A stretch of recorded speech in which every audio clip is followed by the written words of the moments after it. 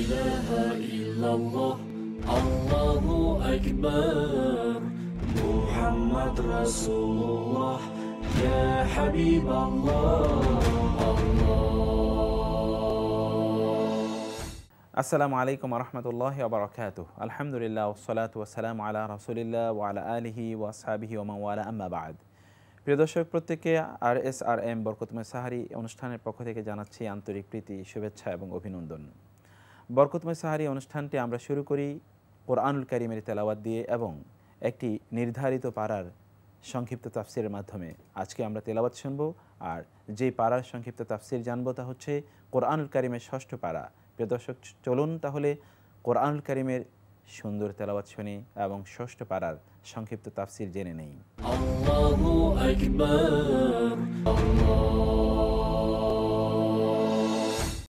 أعوذ بالله من الشيطان الرجيم بسم الله الرحمن الرحيم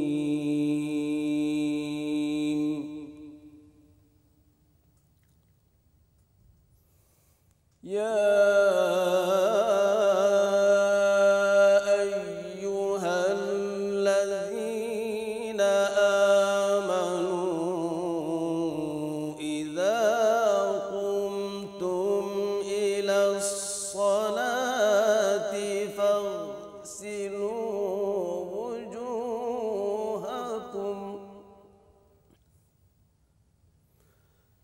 فاغسلوا وجوهكم وأيديكم إلى المرافق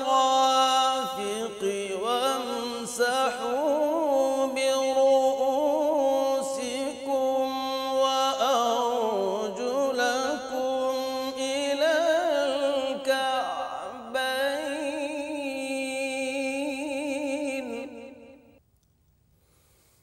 وإن كنتم جنبا فاطهروا وإن كنتم مرضى أو على سفر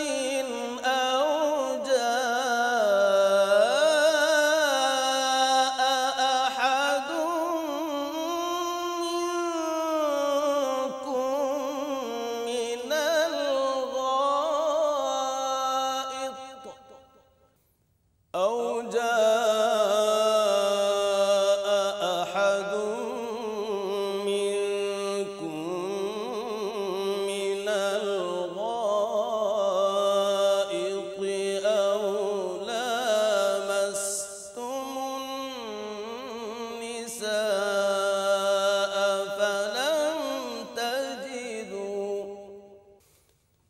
فلم تجدوا ماء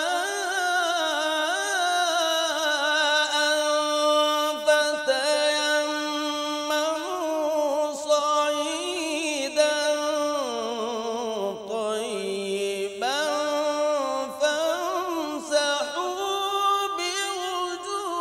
بوجوهكم وأيديكم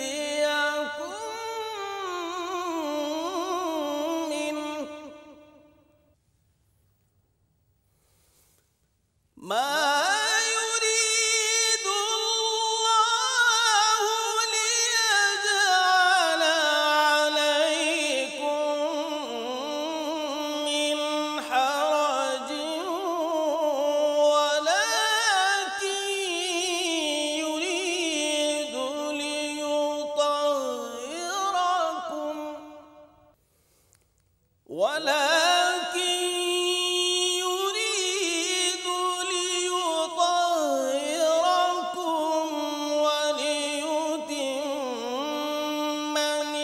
نعمته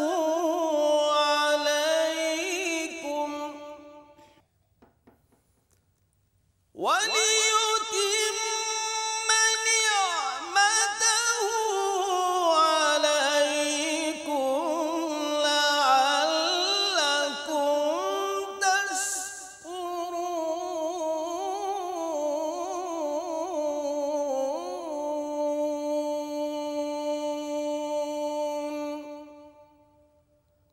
صدق الله الجبار العلي العظيم.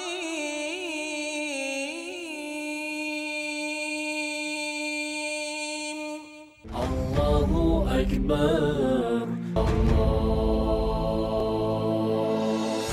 بسم الله الرحمن الرحيم الحمد لله رب العالمين والصلاة والسلام على نبيه الأمين وعلى آله وصحبه أجمعين أما بعد সম্মানিত সুধী দর্শকবৃন্দ এতক্ষণ আমরা ষষ্ঠ আল কোরআনের ষষ্ঠ পারার কিছু অংশ তেলাওয়াত শুনেছি। চলুন ষষ্ঠ পর্বে ষষ্ঠ পারার কিছু গুরুত্বপূর্ণ বিষয় নিয়ে আমরা আলোচনা করি। আল্লাহ রাব্বুল আলামিন ষষ্ঠ পারার শুরুতেই বলছেন যে মানুষ কি মানুষকে বদদোয়া করবে, এই ব্যাপারে তিনি নির্দেশনা দিয়ে বলছেন যে কেউ যেন কাউকে বদদোয়া না করে। বদদোয়াটি আল্লাহ রাব্বুল আলামিন পছন্দ করেন না। তবে আল্লাহ বলছেন ইল্লা মান যলিম, কেউ যদি নির্যাতনের শিকার হয়, মজলুম অসহায়, তাহলে সেইরূপ যদি বদদোয়া করে তাহলে তার এই অধিকার আল্লাহ রাব্বুল আলামিন দিয়েছেন। আর প্রিয় নবী মুহাম্মদ রাসূলুল্লাহ সাল্লাল্লাহু আলাইহি ওয়াসাল্লাম বলেছেন যে ইত্তাকি দাওয়াতাল মাজলুম, মজলুম বা নিপীড়িত মানুষের বদদোয়া থেকে তোমরা বেঁচে থাকো, সাবধান। কেননা মজলুমের বদদোয়া আর আল্লাহর মাঝখানে কোনো পর্দা থাকে না। মজলুম যখন নিপীড়িত হয়ে নির্যাতিত হয়ে আহাজারি করে তখন তাৎক্ষণিক সে আওয়াজটি আল্লাহর দরবারে পৌঁছে যায়, আল্লাহ কবুল করেন। আল্লাহ রাব্বুল আলামিন কোরআনুল কারীমের অপর জায়গায় বলেছেন যে ওমা দুআউল কাফিরিনা ইল্লা ফি যালাল, কাফিররা যদি দোয়া করে তাহলে সেটি কোনো কাজে আসে না, ভ্রষ্টতায় নিক্ষিপ্ত হয়।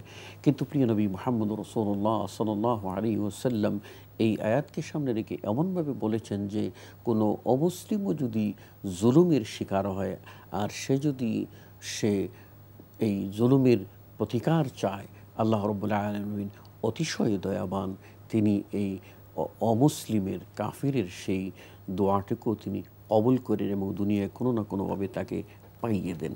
কাজেই সর্বাবস্থায় আমাদেরকে এই মজলুমের দোয়া বদদোয়া থেকে আমাদেরকে বিরত থাকতে হবে, সতর্ক ও সাবধান থাকতে হবে। অতঃপর আল্লাহ রাব্বুল আলামিন আমাদেরকে বলে দিয়েছেন একটি ঘটনা, যে ঘটনাটি নিয়ে খ্রিস্টানরা অতিমাত্রায় বাড়াবাড়ি করে। সেটি হলো এই, খ্রিস্টানরা মনে করে যে আল্লাহ রাব্বুল আলামিনের প্রিয় বান্দা ঈসা আলাইহিস সালামকে তারা শুলিতে চড়িয়ে মেরে ফেলেছে। আর তারা বিশ্বাস করে থাকে যে এটি স্বয়ং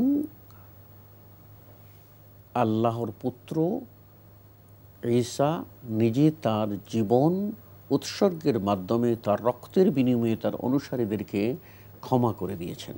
অর্থাৎ যারাই খ্রিস্ট ধর্ম গ্রহণ করবে তারাই নিষ্পাপ হয়ে যাবে। এই যে অলিক বিশ্বাস, এই ভ্রান্ত বিশ্বাসের খণ্ডন করে আল্লাহ রাব্বুল আলামিন বলছেন ওয়ামা কাতালুহু ওয়ামা সালাবুহু ওয়ালাকিন শুব্বিহা লাহুম, তারা নিজেরা তাকে হত্যাও করেনি, তাকে শলিতেও চড়ায়নি, বরং তারা এমন একটি সাদৃশ্য বিষয়ে সন্দেহের মধ্যে ঘূর্ণয়মান ছিল। আল্লাহ রাব্বুল আলামিন তিনি বলছেন বাল রাফাহুল্লাহু ইলাইহি, তিনি সে আল্লাহ, তিনি তার বান্দা ঈসা আলাইহিস সালামকে উঠিয়ে নিয়েছেন। আল্লাহ রাব্বুল আলামিন ঈসা আলাইহিস সালামকে উঠিয়ে নিয়েছেন। কাজেই যে খ্রিস্টানদের যে বক্তব্য তারা তাকে শুলিতে চড়িয়ে মেরেছে, এটি নেহায়ত একটি অজ্ঞতাবশত একটি অপবাদ দেওয়া এবং ভ্রান্ত অলিক বিশ্বাসের ভিত্তিতে তাদের অনুসারীদেরকে বিভ্রান্তকর পথের দিকে ধাবিত করা। আল্লাহ রাব্বুল আলামিন পরিষ্কার করে বলেছেন ওয়ামা কাতালুহু ইয়াকিনা, দৃঢ় বিশ্বাস রাখো যে তারা তাকে কোনোভাবেই হত্যা করেনি। বাল রাফাহুল্লাহু ইলাইহি, আল্লাহ রাব্বুল আলামিন তার কাছে তাকে তিনি উঠিয়ে নিয়েছেন। কাজেই খ্রিস্টানদের এই বক্তব্য অবান্তর, অযৌক্তিক, অসংলগ্ন এবং সর্ববই মিথ্যা। অতএব আমাদেরকে এ থেকে বিরত রাখতে হবে। সম্মানিত সুধীমণ্ডলী, এরপর আল্লাহ রাব্বুল আলামিন বলছেন, ইন্না আওহাইনা ইলাইকা কামা আওহাইনা ইলা নূহিন ওয়ান নাবিয়িনা মিন বা'দিহি। আল্লাহ রাব্বুল আলামিন আমাদের নবী মুহাম্মদ রাসূলুল্লাহ সাল্লাল্লাহু আলাইহি ওয়াসাল্লামের প্রতি যে ওহী করেছেন, কোরআন নাযিল করেছেন এবং শরীয়ত দিয়েছেন, বিধিবিধান দিয়েছেন, এই প্রসঙ্গে বলছেন যে, হে নবী, তোমার প্রতি সেইভাবে ওহী করলাম যেভাবে আমি ওহী করেছি নূহ এবং তার পরবর্তী নবীদের প্রতি।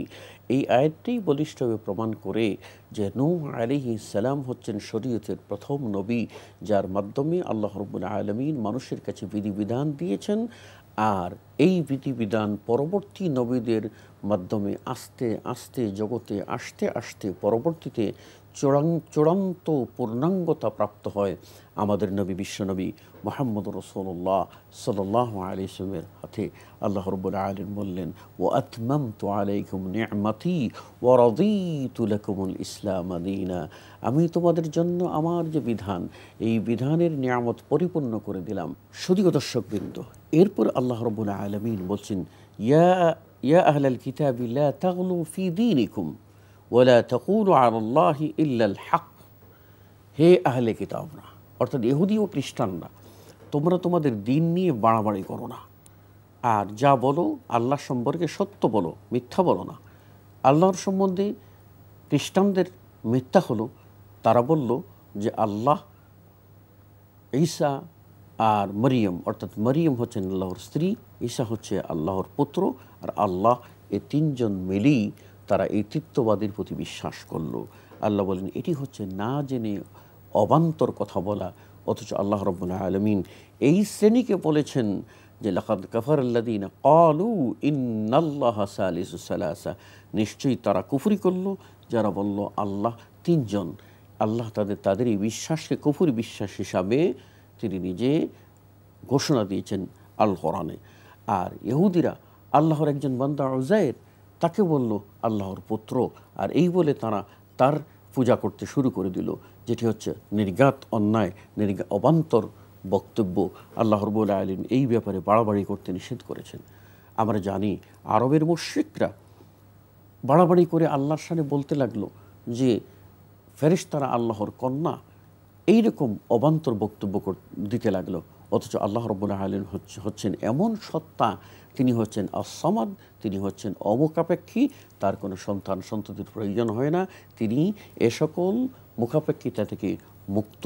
তিনি বলেছেন, ওয়ালাম ইয়াকুল্লাহু কুফুয়ান আহাদ, তার সমকক্ষ কেউ নেই, যেটি আমরা পরিষ্কারভাবে সূরা আল ইখলাসের মাধ্যমে জানতে পারি। শুধুও দর্শক, অতঃপর আমরা দেখতে পারি আল্লাহ রাব্বুল আলামিন উল্লেখ করেছেন যে এই যে খ্রিস্টানরা ঈসা আলাইহিস সালামের জন্য তাদের ইবাদত উৎসর্গ করছে, ঈসাকে আল্লাহর অংশ দাবি করে, পুত্র দাবি করে, মরিয়মকে স্ত্রী দাবি করে করছে, এই ব্যাপারে আল্লাহ রাব্বুল আলামিন পরিষ্কার করে বলছেন যে আল মসীহ অর্থাৎ ঈসা আলাইহিস সালাম কখনো মানুষকে তিনি জবরদস্তি করেননি, এই মর্মে বলেননি যে তোমরা আমাকে ইবাদত করো আল্লাহকে বাদ দিয়ে। বরং ঈসা আলাইহিস সালাম একই দাবি করেছেন, সেটি হলো এই যে তোমরা ইবাদত করো ওই সত্তার যে সত্তার ইবাদত আমি করে থাকি। কাজেই তিনি হলেন মহান আল্লাহ সুবহানাহু ওয়া তাআলা। এই কারণে আল্লাহ রাব্বুল আলামিন কিয়ামতের মাঠে ঈসা আলাইহিস সালামকে জিজ্ঞেস করবেন যে, হে ঈসা, তুমি কি আমি আল্লাহকে বাদ দিয়ে তোর মাকে আর তোমাকে ইবাদত করতে বলেছ? তখন তিনি নিজেই বলবেন যে এটা অসম্ভব কথা। এই কথাটি আল্লাহ রাব্বুল আলামিন পরিষ্কার করে আবার উল্লেখ করেছেন। এরপর এই পারার মধ্যে আমরা এই পর্বে দেখতে পাচ্ছি যে সূরা নিসা সমাপ্ত হচ্ছে, এবং সমাপ্তি আল্লাহ রাব্বুল আলামিন যে নিঃসন্তান মানুষ, যাদের সন্তান নেই, তাদের সম্পত্তি কিভাবে বন্টন করা হবে এই মর্মে আল্লাহ রাব্বুল আলামিন নির্দেশনা দিয়েছেন। তাদের সম্পত্তি কিভাবে বন্টন হবে এই সম্পদ বন্টনের নির্দেশনা দিয়েছেন। অতঃপর শুরু হচ্ছে সূরা আল মাঈদা। সূরা আল মাঈদাতে আল্লাহ রাব্বুল আলামিন সেখানে তিনি আমাদেরকে গুরুত্বপূর্ণ নির্দেশনা দিতে গিয়ে বলছেন যে ওয়ালা ইয়াজরিমান্নাকুম শানাআনু কওমিন আন সাদ্দুকুম আনিল মসজিদিল হারামি আন তা'তাদু ওয়া তাআওয়ানু আলাল বিররি ওয়াত তাকওয়া ওয়া লা তাআওয়ানু আলাল ইসমি ওয়াল উদওয়ান ওয়াত্তাকুল্লাহ। আল্লাহ রাব্বুল আলামিন বলছেন যে কোনো জাতি যেন, কেউ যেন তোমাদেরকে আল্লাহর মসজিদ বাইতুল্লাহ থেকে তোমাদেরকে রোকে না দেয়। এর মাধ্যমে আল্লাহ রাব্বুল আলামিন পরিষ্কার করে বলে দিয়েছেন যে আমাদের ইবাদত আমাদেরকে ঠিকমতো করতে হবে, কারো প্রতিবন্ধকতার মধ্য দিয়ে আমরা যেন নিজেরা নিজেদের অস্তিত্বকে হারিয়ে না ফেলি। অতঃপর আল্লাহ রাব্বুল আলামিন আমাদের বলছেন ওয়া তাআওয়ানু আলাল বিররি ওয়াত তাকওয়া, তোমরা বীর যাবতীয় কল্যাণকর কাজ এবং আত-তাকওয়া পরহেজগারিতার কাজ, আল্লাহভীতির কাজ, সংযমশীলতার কাজ, আল্লাহর আদেশসমূহ পালনের কাজ, আল্লাহর নিষেধসমূহ হতে বিরত থাকার যে গুরুত্বপূর্ণ কাজ, সেই কাজটাই তোমরা পরস্পর সহযোগিতা করো। ওয়ালা তাআওয়ানু আলাল ইসমি ওয়াল উদওয়ান, পক্ষান্তরে তোমরা গুনাহের কাজে এবং বিদ্বেষ দুষ্ট কাজে, একে অপরের শত্রুতামির কাজে তোমরা একে অন্যকে সহযোগিতা করো না, বরং তোমরা কল্যাণকর কাজে সহযোগিতা করো। শুধু বলবেন আল্লাহ রাব্বুল আলামিন এরপর আমাদেরকে কয়েকটি বিষয়ে, যে সকল জিনিস ক্ষতিকর সে সকল বিষয়ে, হারাম বিষয়ে আল্লাহ রাব্বুল আলামিন নির্দেশনা দিয়ে বললেন হররিমাত আলাইকুমুল মাইতা, তোমাদের জন্য মৃত্যু জিনিস খাওয়া হারাম করে দেওয়া হয়েছে। মৃত জিনিস খাওয়া হারাম। আর প্রিয় নবী মুহাম্মদ রাসূলুল্লাহ সাল্লাল্লাহু আলাইহি ওয়াসাল্লামকে আল্লাহ জানিয়ে দিয়েছেন যে কোন কোন মৃত জিনিস তারা খেতে পারবে। আর রাসূল সাল্লাল্লাহু আলাইহি ওয়াসাল্লাম সেটা তিনি ব্যক্ত করেছেন উহিল্লা লাকুম আল মাইতাতান, তোমাদের জন্য দুটি মৃত জিনিস খাওয়া হারাম, হালাল করে দেওয়া হয়েছে। আল্লাহ রাব্বুল আলামিন ইন জেনারেল সকল মৃত বস্তু খাওয়া হারাম করেছেন। আর প্রিয় নবী মুহাম্মদ সাল্লাল্লাহু আলাইহি ওয়াসাল্লামের মাধ্যমে দুটি মৃত জিনিস, মৃত প্রাণী খাওয়া আমাদের জন্য হালাল বলে ডিক্লেয়ার দিয়েছেন। একটি হলো আল হুত, মাছ, মাছ মরে গেলেও সেটা খাওয়া যাবে। আর আরেকটি হলো আল জারাদ, একটা টিডি পাখি, এই ফড়িং জাতীয় এক প্রকারের পাখি, যেটি আগের যুগে খাওয়া হতো, এখনও কেউ কোথাও কোথাও প্রচলন আছে, কেউ খায়। এটাও যদি মরে যায় তাহলে সেটাও খাওয়ার বিধান শরীয়তে রয়েছে। এরপর আল্লাহ রাব্বুল আলামিন আমাদের জন্য হারাম করে দিয়েছেন রক্তকে, বিশেষ করে দামুম মাসফুহ, যেটা প্রাণী জবাই করার সাথে ফিঙ্কি দিয়ে বেরিয়ে যায় অত্যন্ত দ্রুত বেগে, সেই রক্ত আমাদের জন্য হারাম করে দিয়েছেন। তবে রাসূল সাল্লাল্লাহু আলাইহি ওয়াসাল্লাম বলছেন দুই প্রকারের রক্ত তোমাদের জন্য হালাল আল্লাহ করে দিয়েছেন। একটি হলো কলিজা, সেটাও এক প্রকার রক্তের জমাট। আরেকটি হলো কলিজার সাথে আরও ছোট একটা থাকে, সেটি, এই দুটি জিনিস আমাদের জন্য খাবার হালাল করে দিয়েছেন।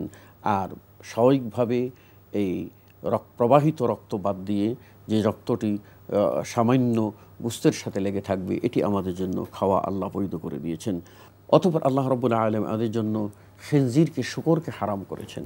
তারপর আমাদের জন্য হারাম করেছেন যে আল্লাহ ছাড়া অন্য কোনো সৃষ্টির সন্তুষ্টির, মুক্তির ওসিলা মনে করে কোনো সৃষ্টিকে সন্তুষ্ট করা, তাদের নামে উৎসর্গ করা যে প্রাণীগুলি, ওই প্রাণীগুলি যদিও আল্লাহর নামে জবাই করা হয় তবু সেগুলি আল্লাহ রাব্বুল আলামিন হারাম করে দিয়েছেন। অনুরূপভাবে কেউ যদি আপনার ফাঁস লাগিয়ে কোনো প্রাণী মারা যায় তাহলে সেটিও আল্লাহ রাব্বুল আলামিন আমাদের জন্য হারাম করে দিয়েছেন। এভাবে আল্লাহ রাব্বুল আলামিন প্রাণী আমাদের যেগুলি হারামের বিষয় সেগুলি তিনি এখানে উল্লেখ করেছেন।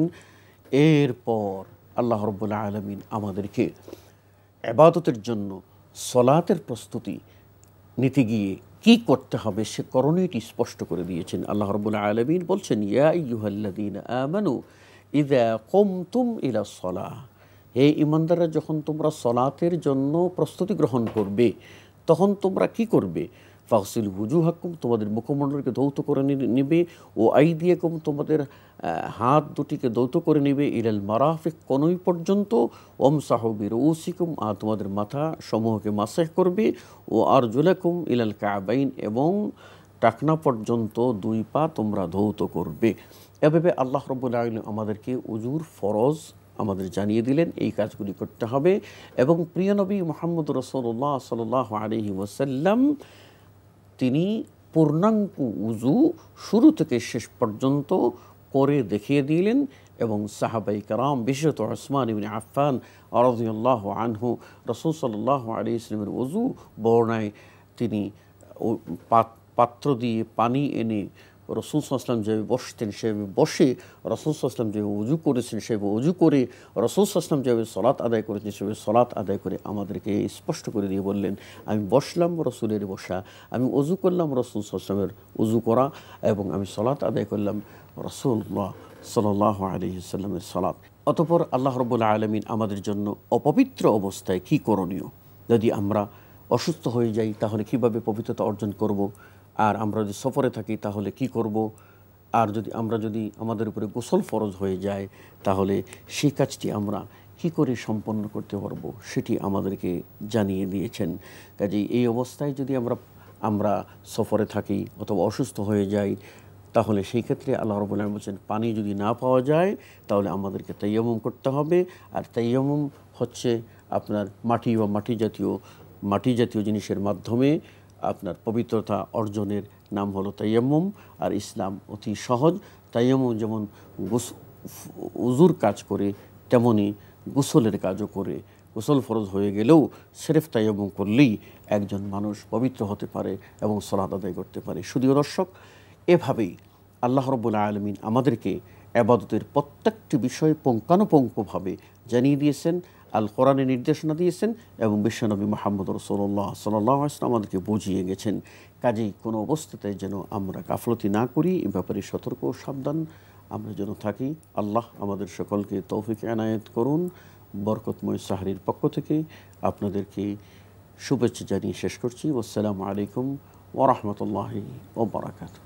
আমরা দর্শক এবার আলোচনা করব, বলেছিলাম অত্যন্ত গুরুত্বপূর্ণ একটি বিষয়, তা হচ্ছে রমাদানে সালফে সালেহীন তাদের কর্মসূচি কী ছিল, কর্মপন্থা কী ছিল, কী কাজ তারা করেছেন।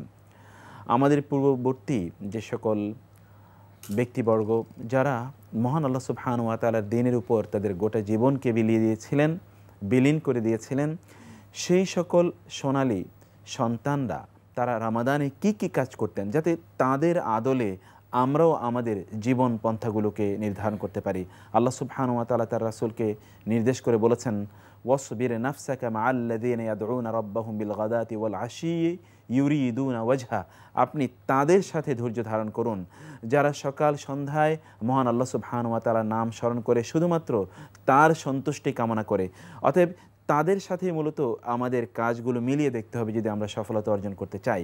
আমাদের এই বিষয়ে আজকে আলোচনা করার জন্যে আমাদেরকে আলোকিত করতে স্টুডিওতে আজকে আমরা আমন্ত্রণ জানিয়েছি বাংলাদেশের স্বনামধন্য ইসলামী শিক্ষাবিদ, চিন্তাবিদ, গবেষক, আলোচক এবং নরসিংদী জামিয়া কাসিমিয়া মাদ্রাসার সম্মানিত হেড মুহাদ্দিস জনাব মুফতি কাজী ইব্রাহিম। আসসালামু আলাইকুম। ওয়ালাইকুম আসসালাম রাহমাতুল্লাহি ওয়া বারাকাতুহু। মোহতারাম, আপনাকে স্বাগত জানাচ্ছি। কেমন আছেন আপনি? আলহামদুলিল্লাহ, আপনি কেমন আছেন? হাইয়াকুমুল্লাহ। আলহামদুলিল্লাহ, অনেক ভালো আছি। যে আমরা মোহতারাম বলেছি যে সালফে সালেহীন তাদের কর্মসূচি কী ছিল, কর্মপন্থা কী ছিল, এই বিষয়ে আমরা জানবো। তার আগে একটু আপনি যদি সংক্ষিপ্তভাবে বলেন যে আমরা যে সালফে সালেহীন একটা পরিভাষা ব্যবহার করি, সালফে সালেহীন আসলে কাদেরকে বলা হয় এবং কোন ক্রাইটেরিয়ার উপর ভিত্তি করে আমরা এই যে পরিভাষাটি ব্যবহার করছি? আলহামদুলিল্লাহ ওয়াসসালাতু ওয়াসসালামু আলা রাসূলিল্লাহি ওয়া বা'দ।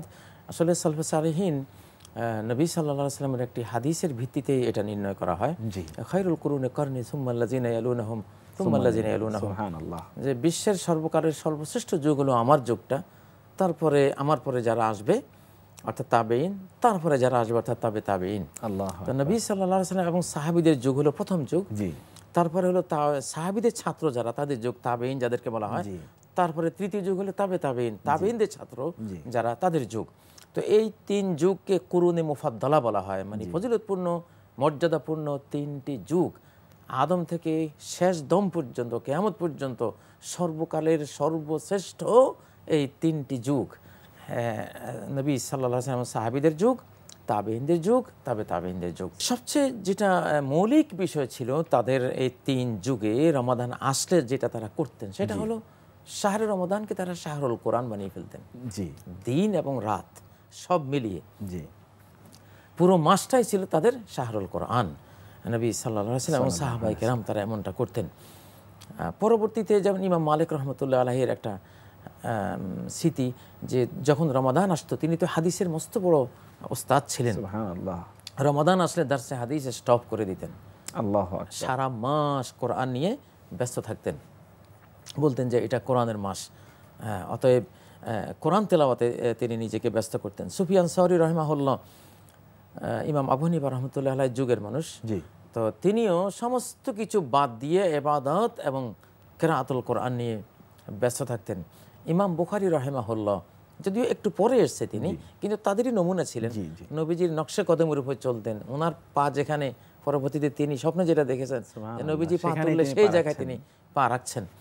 তো ইমাম বুখারী রাহিমাহুল্লাহ প্রতিদিনের বেলায় রমাদানে প্রতিদিন এক খতম করতেন তিনি, আল্লাহু আকবার। এবং প্রতি 3 রাতে তারাবির পরে টরে আবার কোরআন নিয়ে বসতেন, প্রতি 3 রাতে আবার এক খতম। সুবহানাল্লাহ। ইমাম বুখারী রাহিমাহুল্লাহ মানে তার গোটা রমাদান এইভাবে তিনি কাটিয়ে দিতেন। সাইদ ইবনে জুবাইর রাহিমাহুল্লাহ যিনি সাইয়্যিদুত তাবিঈন ছিলেন, তাবিঈনদের সর্দার ছিলেন, তিনি প্রতি 2 রাতে কোরআনে কারীমকে একবার তিনি শেষ করতেন। এমন কি রাজা বাদশাদের মধ্যে যারা, যে ওলীদ ইবনে আব্দুল মালিক উমাইয়া খলিফা যে ছিলেন, তিনি প্রতি 3 রাতে একবার কোরআনে কারীম খতম করতেন। মানে এটা কি প্রজা আর কি রাজা, কি খলিফা আর কি সাধারণ মুসলিম, সবার মধ্যেই শাহরুল কোরআন, শাহরু রমাদান আল্লাযী উনজিলা ফীহিল কোরআন। আসলে কিন্তু এই রমাদান মাসে এইভাবে কোরআন কেন্দ্রিক না হলে আল্লাহ তাআলার সাথে সে গভীর সম্পর্ক তৈরি হয় না। আসলে সমস্ত সাহাবায়ে কেরাম, তাবেঈনে এজাম এবং তাদের ছাত্ররা এই রমাদান মাস আসলে এটাকে শাহরুল কোরআন বানিয়ে ফেলতেন। তাদের সমস্ত কাম কাজ যা ছিল, ব্যবসা বাণিজ্য গুটিয়ে, অনেকে দোকান বন্ধ করে ফেলতেন, এটা কোরআনের মাস, তো কোরআন পড়তেন। তো আসলে তাদের সিয়াম আর কোরআন দুটো একসাথে ছিল, এক জুটি তারা ভাঙেন নাই। তা আমার মনে হয় আজকের এই আমরা যারা আলোচনা করছি, আল্লাহ আমরা দোয়া করবো যে আল্লাহ আমাদেরকে সেই তৌফিক দান করুন, আমাদের জনগোষ্ঠীকেও সেই তৌফিক দান করুন। আমিন আমিন আমিন। কত অনেককে দেখি পত্রিকা নিয়ে ঘন্টার পর ঘন্টা, সকালে কিছুক্ষণ পড়ে, আবার দুপুরে আবার দুপুরের পরে আরেক টাইম পড়ে, আবার মাগরিবের পরে বসে বাকিটা যা আছে হাসিয়া টিকা টিপ্পনি ইকরাউল কোরআন ফি কুল্লি 40, প্রত্যেক 40 দিনে 12 মাসেই প্রত্যেক 40 দিনে প্রতিটি মুসলিমের উচিত একবার কোরআনকে খতম করা, প্রত্যেক 40 দিন, না পারলে ফি কুল্লি 30, প্রত্যেক 30 দিন, যদি আরো একটু ভালো পারে ফি কুল্লি 25, 25 দিন, ফি কুল্লি 80, 20 দিন, এইভাবে হইতে হইতে আস্তে 7 দিন, প্রতি 7 দিন 3 দিন। জি, ইবনে মাসউদ রাদিয়াল্লাহু তিনি 3 দিনেই করেছেন, 3 দিনে জি কোরআনে কারীম পুরো খতম করতেন। জি সুবহানাল্লাহ। তো সালফে সালিহিন কেউ 3 দিনে, কেউ 1 দিনে, কেউ 2 দিনে, কেউ 7 দিনে, এইভাবে তারা রিভাইজ দিতে নেই। ইমাম শাফি রহমাতুল্লাহ আলাইহির জীবন চরিত্রে লেখা আছে উনি 60 খতম দিতেন। সুবহানাল্লাহ, এক রমজানে মানে তাহলে দিনে 1 খতম, রাতে 1 খতম। আল্লাহু আকবার। আসলে কিভাবে সম্ভব? এটা আসলে কোরআনের পিছনে সময় ব্যয় হয় না, ব্যয় হয় না, এক্স্যাক্টলি ব্যয় হয় না, কোরআনের পিছনে সময় ব্যয় হয় না। কিভাবে সম্ভব বলেন যে দিনে 1 খতম, রাতে 1 খতম, 30 পারা কোরআন দিনের বেলা শেষ, আবার রাতের বেলা শেষ। এরকম না তো যে একেবারে পড়েছেন কোনো শব্দ বুঝেননি তারা, এভাবে নয়, বরং ইমাম শাফির পড়া, একজন ইমাম শাফি রাহিমাহুল্লাহর পড়া, রাহিমাহুল্লাহ জি, ওনার পড়াটা কেমন হতে পারে? আল্লাহ সুবহানাহু ওয়া তাআলা এই কোরআন পড়ার কারণে আপনি যে কথা বললেন, নিশ্চয়ই তাদের সময়ে এত বরকত তিনি দিয়ে দিয়েছেন যে তাদের ইলাস্টিসিটির মতো, যে এই সময় তাদের শেষ হয় না, বারাকা আসে। সেই বারাকার ব্যাখ্যা কি আমরা বুঝবো না? হয়তো বুঝবো না বা বুঝতেও পারি কোনোদিন, কিন্তু বারাকা যে হতো কোনো সন্দেহ নাই। ইমাম আবু হানিফা রাহমাতুল্লাহ আলাইহির জীবনীতে পড়ছি উনি তো প্রতি রাতেই 12 মাসে 1 খতম দিতেন। সুবহানাল্লাহ, এগুলি সম্ভব যারা মানে আমাদের সালাফদের জীবনে এরকম ঘটেছে। এটা যদি কেউ বলে কারামাত, তাহলে কারামাতও হতে পারে। তার চেয়ে বড় কথা যেহেতু কোরআনের প্রত্যয়, কোরআন প্রেম, সেই কারণে আল্লাহ তাআলা সহজ করে দিয়েছেন। এখন যদি কেউ এটা করতে চায় তাহলে আল্লাহ সুবহানাহু ওয়া তাআলা এখনো তাকে সেই অবশ্যই তৌফিক আল্লাহ সুবহানাহু ওয়া তাআলা আল্লাহ তাআলা দিবেন। তো আমার মনে হয় আজকের আমরা সালফে সালিহিনের সর্বপ্রধান যেটা তাদের রমজান আসলে তারা যে কাজটা করতেন সেটা হলো কোরআনমুখী, কোরআনময় হয়ে যাওয়া।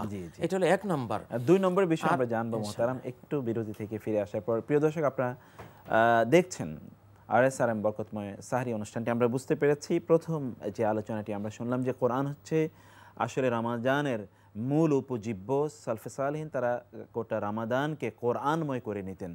আমরা নিশ্চয়ই, আপনারা যারা এই অনুষ্ঠান দেখছেন, আপনারা নিশ্চয়ই সিদ্ধান্ত নিচ্ছেন যে আমরাও রমাদানে কমপক্ষে 1 বার, 2 বার, 3 বার, 5 বার, 7 বার কোরআন খতম করব। সেটা আমরা তারাবির বাইরেও খতম করব ইনশাআল্লাহ। আল্লাহ সুবহানাহু ওয়া তাআলা যদি সেই তৌফিক দান করেন। আল্লাহু আকবার।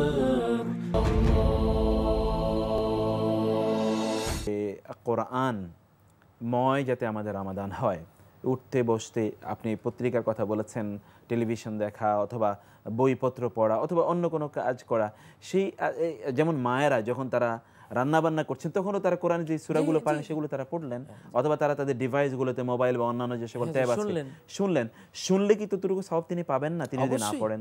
অবশ্যই, জি। শোনার মাধ্যমে তিনি অর্ধেক সওয়াব তো পেয়ে যাবেন। নিজে পড়লে ফুল সওয়াব পাবেন, আর শুনলে তো তিনি অর্ধেক সওয়াব অবশ্যই পেয়ে যাবেন ইনশাআল্লাহ। তো সেই জন্য আসলে গোটা জাতি যদি আমরা এই একটা মাস কোরআনময় হতে পারি, আমার মনে হয় বাংলাদেশের উপরে যে রহমত আসবে বাকি 11 মাস ওই রহমত বরকতে আমাদের চলে যাবে ইনশাআল্লাহ। দ্বিতীয় আমরা কি কাজ সালাফদের মাঝে দেখি, রমাদানে যে কাজটিকে তারা মানে কোরআনে পড়ে তারপরে দ্বিতীয় গুরুত্ব তারা প্রদান করতেন? যে সবচেয়ে যেটা রমাদানে দ্বিতীয় গুরুত্বপূর্ণ যেটা করতেন সেটা হলো দানশীলতা, উদারতা। মানে যে ক্ষুধার যেই বেদনা আজকে ধনী যা বিত্তবান যারা, তারাও রমাদানের বরকতে ক্ষুধার অনুভূতিটা তাদের ভিতরে এসছে। তো এই অনুভূতির যে একটা বাস্তব প্রতিক্রিয়া, যে গরিবদেরকে, দরিদ্রদেরকে, যাদের অন্ন নেই, যারা কষ্টে আছে, অর্ধাহারে, স্বল্পাহারে, অনাহারে থাকে, মানে তাদেরকে এমন করতেন যেমন আব্দুল্লাহ ইবনে ওমর রাদিয়াল্লাহু তাআলা বাড়িতে যেতে একদল মিসকিন নিয়ে ঢুকতেন, সুবহানাল্লাহ, সবাইকে খাইয়ে দাইয়ে ইফতার করে পেট ভরিয়ে তারপরে তিনি আবার এশার জমাতে আসতেন। তো এটা তো ভুরি ভুরি মানে সবারই ঘটনা এরকমই ছিল। তো নবী সাল্লাল্লাহু আলাইহি সাল্লামের ব্যাপারে যেটা বলা হয়েছে, আতা কুল্লা সাইল, সারা বছরই তিনি দানশীল ছিলেন, কিন্তু রমাদান আসলে যেন এটা তার দান ছিল, তার আশার মাস, যেন আশায় বাদল নামে নদী ভরভর, যেমন একবারে আশায় বাদলের মতো ওনার দানশীলতা বেড়ে যেত। সাহাবী ইবনে আব্বাস বলেন, ফালা রাসূলুল্লাহ সাল্লাল্লাহু আলাইহি ওয়াসাল্লাম আজওয়াদু বিল খাইরি মিন রিহিল মুরসালা। আমরা জানি যে যখন বৃষ্টি বাদল মেঘ, বিশাল মেঘমালা যখন আসে, তখন একটা বাতাস কিন্তু ওই মেঘকে ঠেলে নিয়ে আসে। তো এই বাতাসটা কিন্তু বিশাল কল্যাণকর, রহমত। জি, বর্ষাম বাইনা ইয়াদা রহমতি, বৃষ্টির আগে এটা একটা সুসংবাদ যে বৃষ্টি আসছে। তো নবীজির দানশীলতা, তার আতিথেয়তা, তার আপ্যায়ন, তার মেহমানদারি যেন ওই বৃষ্টি পরিচালক সেই বাতাসের মতো যেন আসতেছে। মানে দরিদ্রদের অন্তরে এমন একটা আশা, আনন্দ জাগতো যে মুহাম্মদুর রাসূলুল্লাহ সাল্লাল্লাহু আলাইহি ওয়াসাল্লাম এই সময় এইরকম তিনি দান করবেন, খাওয়াবেন, মেহমানদারি করবেন, আপ্যায়ন করবেন, ইফতার করাবেন। তো নবীজি তো বলছেনই যে যদি ইউতিল্লাহু হাযা সাওয়াবা মান ফাত্তারা সাইমান আলা মাসকাত লাবানিন, যে একটু সামান্য দুধ পানির সাথে মিশিয়েও যদি ইফতার করিয়ে দেয়, একটু করে খেজুর দিয়ে যদি ইফতার করিয়ে দেয়, অথবা একটু পানি দিয়েও যদি ইফতার করিয়ে দেয়, একটা সিয়ামের রোজাদারের রোজার পুরো সওয়াবটা সেও পাবে। রোজাদার তো পাবেই, যিনি ইফতার করালেন তিনিও পাবেন। এই সুযোগটা আসলাফ, আমাদের সালফে সালেহীন খুব মানে পরিপূর্ণভাবে তারা গ্রহণ করতেন।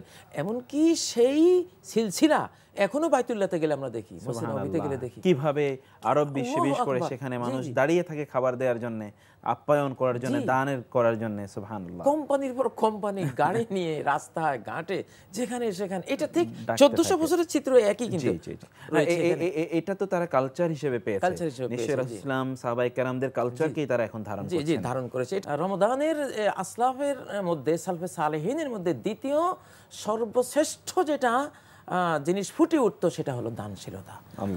এটা অবারিত দান সবার জন্য।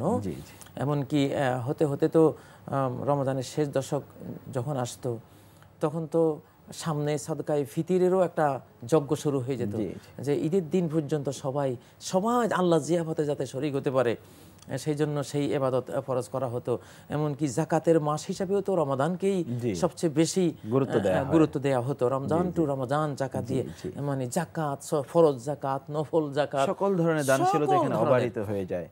আমরা আমাদের দর্শকদেরকে কি কথা বলতে পারি কিনা যে তারা কমপক্ষে কোরআনে যেমন আল্লাহ রাসূলকে আল্লাহ নির্দেশ দিয়েছেন, ওয়া আম্মা সাইলা ফালা তানহার, যেই তার কাছে চায় তাকে কমপক্ষে তিনি রমাদান যা পারেন তিনি দিয়ে দেন। 2 টাকা, 5 টাকা, 10 টাকা, 100 টাকা, 50 টাকা, যতটুকুই পারেন, কাউকে ফিরিয়ে না দেন। এই রমাদানের বরকতে বা এই রমাদানের সম্মান রক্ষার্থে কমপক্ষে কাজটা করুন আমরা সকলে। এটা করে আমরা আসলে গ্রাম বাংলায় আমাদের ছোটকালে দেখতাম যে রমাদানের প্রতিদিনই একটা দাওয়াত থাকতো, ইফতারের দাওয়াত, ডাবের পানি, তারপরে বিভিন্ন মিষ্টান্ন।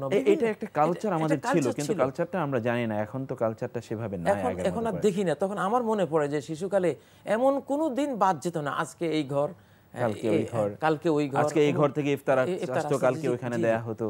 তো এটা কিন্তু রমাদানের সালফে সালেহিনদের রেখে যাওয়া স্মৃতি, মুহাম্মদ রাসূলুল্লাহ সাল্লাল্লাহু আলাইহি ওয়াসাল্লামের রেখে যাওয়া স্মৃতি। আমরা একেবারে শেষ দিকে চলে এসেছি।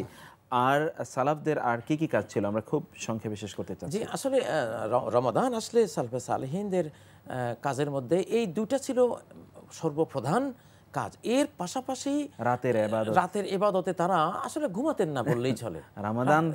রমাদান তো বছরে একবার আসে, কিয়ামুল লাইল যেটা, জি, গোটা রাত তারা যখন এশা পড়ে দাঁড়াতেন, তখন ফজরের একটু আগে অর্থাৎ আধা ঘন্টা 1 ঘন্টা সময় হাতে নিয়ে তারপর তাড়াতাড়ি সাহরি খেয়ে আবার তারা ফজরে আসতেন। গোটা রাত তারা এখনো কিন্তু আরো বেশি করে সৌদি আরবে কিন্তু এই কালচারটা আছে, রমাদানের রাতে কিন্তু লোকেরা সেখানে ঘুমায় না।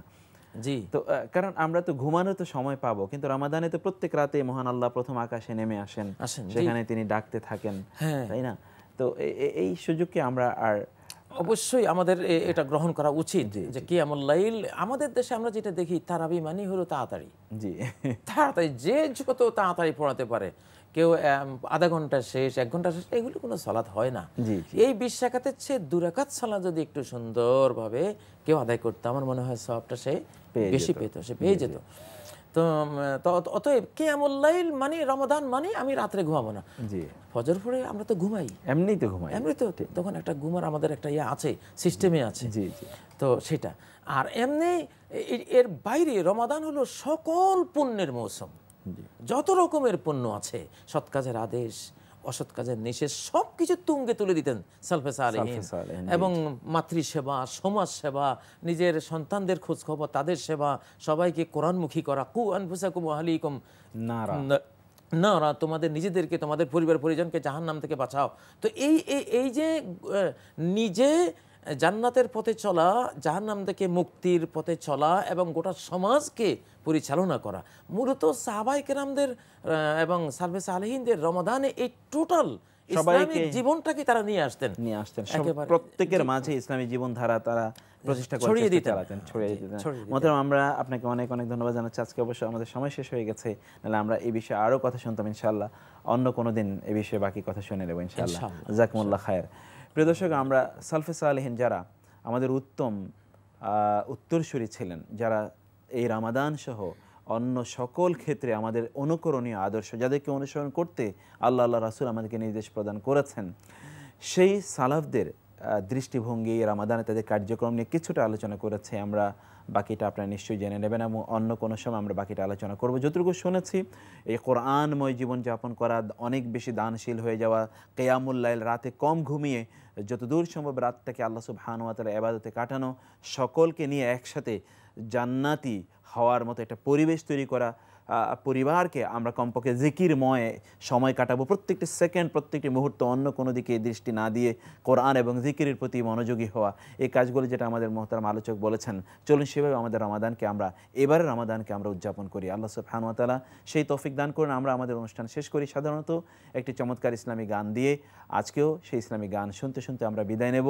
আপনারা দেখছিলেন RSRM বরকতময় সাহরি অনুষ্ঠানটি। আগামীকাল একই সময় আবারও RSRM বরকতময় সাহরি অনুষ্ঠান নিয়ে আপনাদের সামনে হাজির হব। ততক্ষণ পর্যন্ত আল্লাহ সুবহানাহু ওয়া তাআলা আমাদের প্রত্যেকে সুস্থ এবং সুন্দর রাখুন।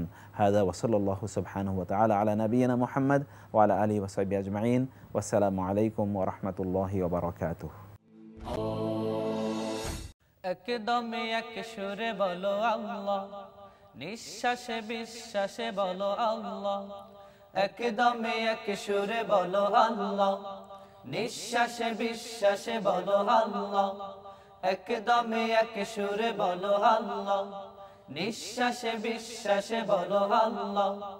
একদমে এক সুরে জপ সবে ক্ষণে ক্ষণে, একদমে এক সুরে জপ সবে ক্ষণে ক্ষণে। লা ইলাহা ইল্লাল্লাহ বলো, লা ইলাহা ইল্লাল্লাহ, লা ইলাহা ইল্লাল্লাহ।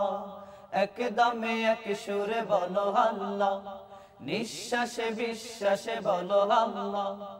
একদমে এক সুরে বলো আল্লাহ, নিঃশ্বাসে বিশ্বাসে বলো আল্লাহ।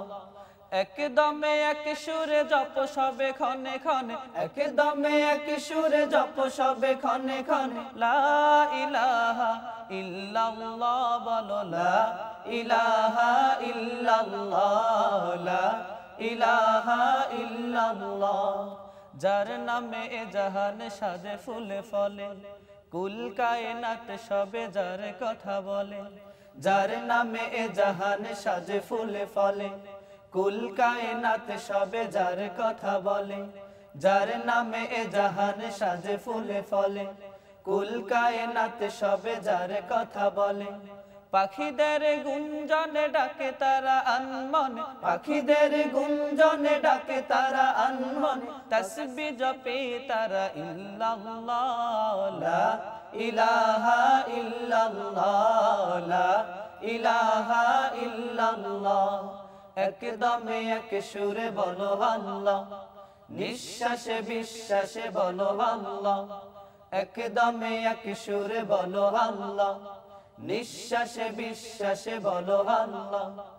একদমে এক সুরে জপ সবে ক্ষণে ক্ষণে, একদমে এক সুরে জপ সবে ক্ষণে ক্ষণে, লা ইলাহা ইল্লাল্লাহ বলো, লা ইলাহা ইল্লাল্লাহ, লা ইলাহা ইল্লাল্লাহ। যার নামে নদী বুকে কল কলতান, ঝরনার জলধারা ডাকে সুবহান। যার নামে নদী বুকে কল কলতান, ঝরনার জলধারা ডাকে সুবহান। যার নামে নদী বুকে কল কলতান, ঝরনার জলধারা ডাকে সুবহান। যার নামে চাঁদ তারা ডেকে হয় দিশেহারা, যার নামে চাঁদ তারা ডেকে হয় দিশেহারা, তাসবিহ জপে তারা ইল্লাল্লাহ, লা ইলাহা ইল্লাল্লাহ, লা ইলাহা ইল্লাল্লাহ। একদমে এক সুরে বলো আল্লাহ, নিঃশ্বাসে বিশ্বাসে বলো আল্লাহ। একদমে এক সুরে বলো আল্লাহ, নিঃশ্বাসে বিশ্বাসে বলো আল্লাহ। একদমে এক সুরে জপ সবে ক্ষণে ক্ষণে, একদমে এক সুরে জপ সবে ক্ষণে ক্ষণে, লা ইলাহা ইল্লাল্লাহ বলো, লা ইলাহা ইল্লাল্লাহ, লা ইলাহা ইল্লাল্লাহ, লা ইলাহা ইল্লাল্লাহ, লা ইলাহা ইল্লাল্লাহ।